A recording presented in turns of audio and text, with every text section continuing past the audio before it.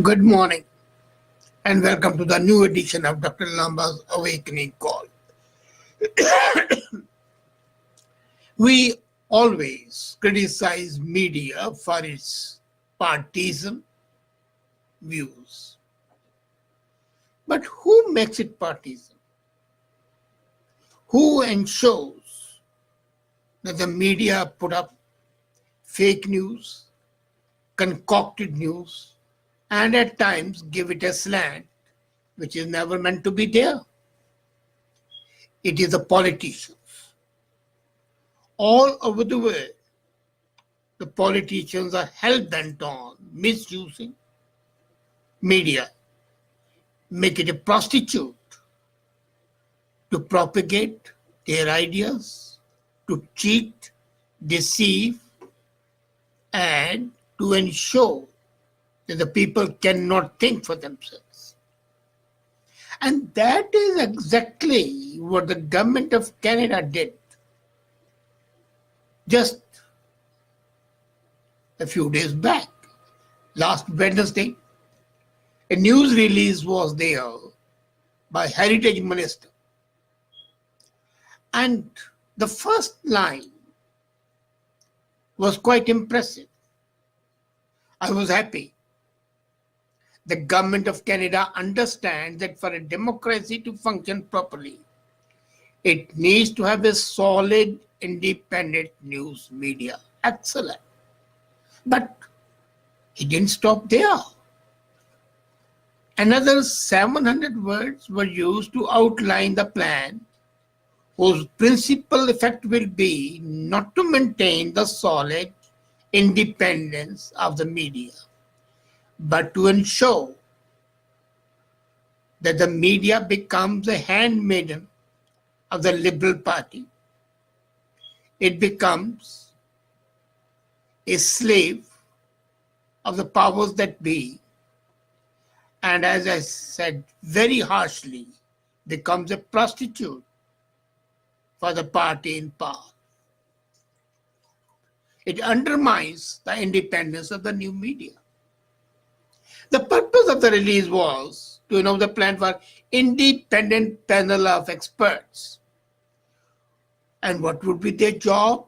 To ensure that 600 million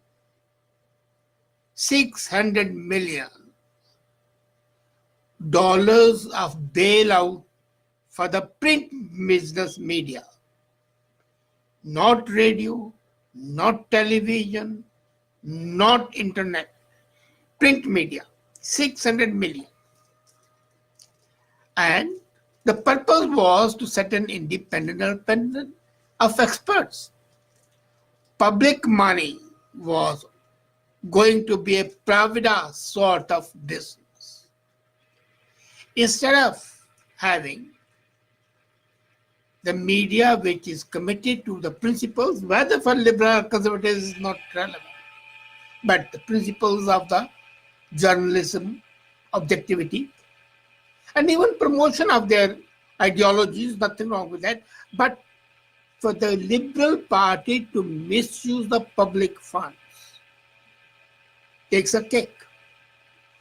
The general expectation was that the Liberals will follow the established order for these sorts of things. And it has always been there, a respected and reasonably non-partisan public figure heads it up.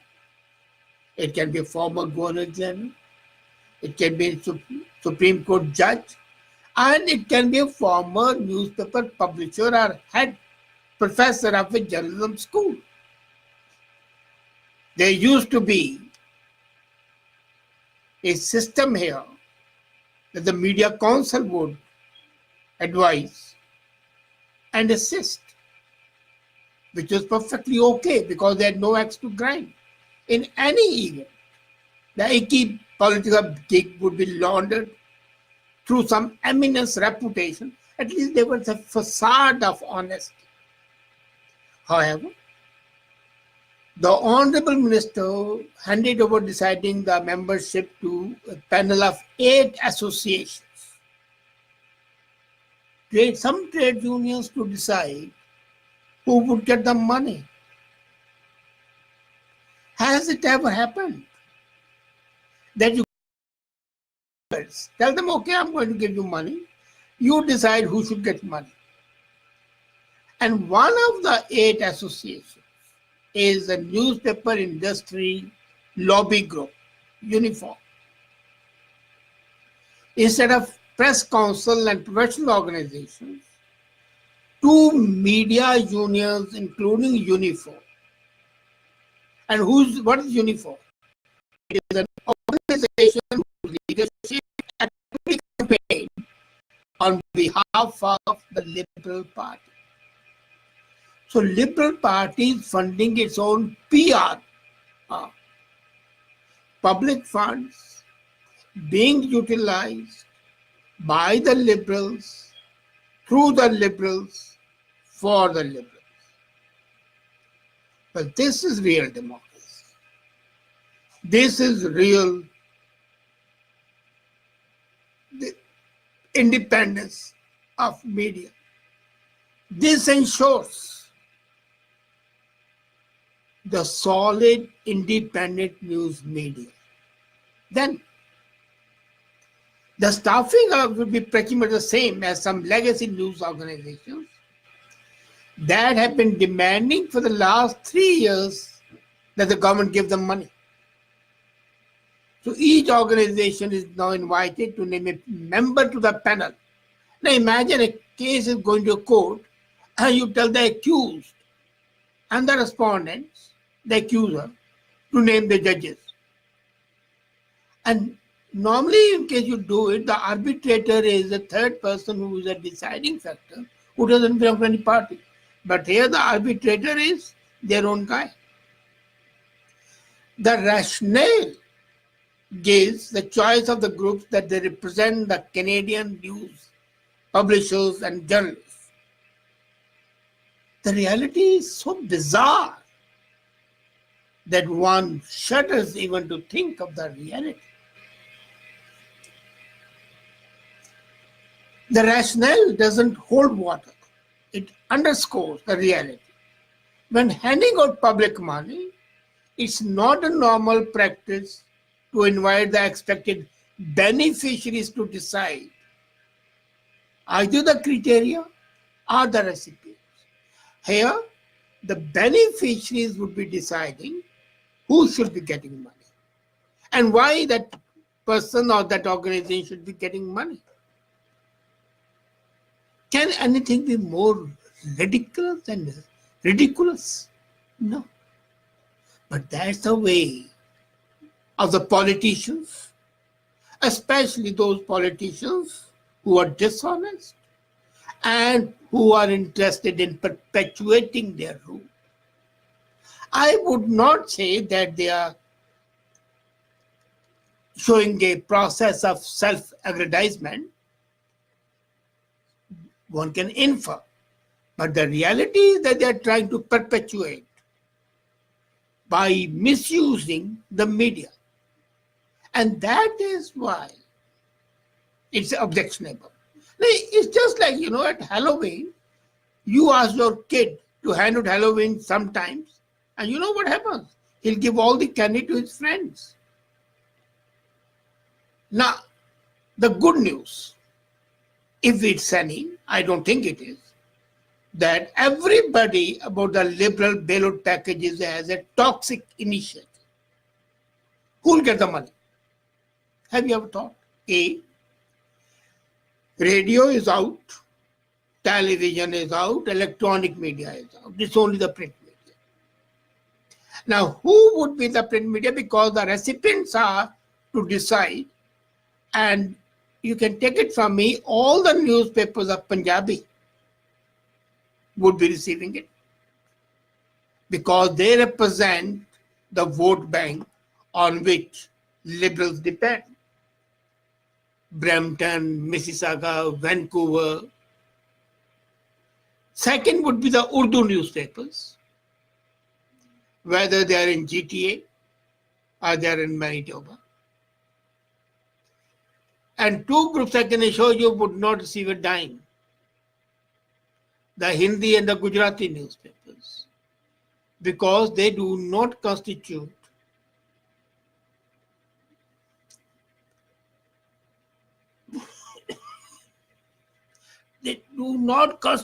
the vote bank of the liberals. And since they do not cater to the liberal votes, they will be ignored. Just ignored, not even thought about it. So the news media that play a useful role in healthy democracy and hold the government to the account would in fact become a prostitute of the party in power. It's a conflict of interest. And the government in power is promoting that conflict of interest. That is objectionable. Instead of playing a healthy role in upholding democracy, the press would be playing an unhealthy, diseased role in being partisan and handmaiden. Again, I have no objection. Absolutely no objection to the press and the media being handmaiden. But why fund it from the public funds? Let the Liberal Party pay it. I have no problem with that. But it's my money and your money, our tax money, which is going to fund it. Now, I'll give you an example. What happens to the bailouts? CBC. Can you imagine CBC ever trying to criticize Liberal Party? Because they are dependent on that. And they have been receiving the largest to the extent that they become omnipotent as far as the electronic media is concerned. So the public broadcasting independence and the CBC's particular funding model is now going to be transmuted into a funding model for the print press, print media. I mean. The point here is not to debate the state funding for media. I'm not also re-litigating the merits of the bailout. I'm condemning the process. I do not deny that the whole process stinks, that the purpose is abhorrent, that the state funding of the media is nothing but drum beating at the public expense of a particular party. The biggest problem is the composition of the panel.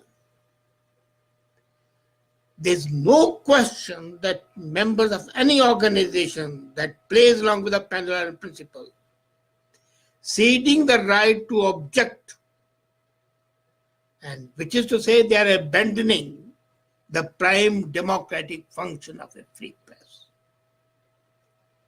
And why should these organizations not join when the money is being given, $600 million? The actually independent national organization, the Canadian Association of Journalists, should now come in. The Canadian Association of Journalists is an independent national voice of the Canadian journalists, and it upholds the right of the public to know. It supports investigative journalism. And that is why, can you believe it? So professional are they that they have refused to join the panel. They said, no, it stinks and we will not be a party to this cheating, fraud on the public. You can come up with suggestions to increase the diversity, but that doesn't take away from the basic fact that the whole idea is nothing but a well thought out, well planned action to hijack the public opinion, to mold it to suit the needs of the party in power. You might say, in the end, that the purpose of the panel is just advisory, and the final decision about who gets the bail money will be decided by the politicians. Yes, but the politicians always have the last say. Here, they are putting up a front to show that they are honest while they are not. We have lost our bearing when the politician deciding which media gets a check is seen as an alternative to the principled concept of media not being influenced by the party. It's a sad day for democracy. We have seen how the biased media has been bashed up by the public. And the day is not far off when the print media of Canada would be seen as an object of derision, contempt, and unreliability, thanks to the Liberal government's latest decision. And I pity the media that is hunkering after the loaves being thrown at it and the bribe that's being offered.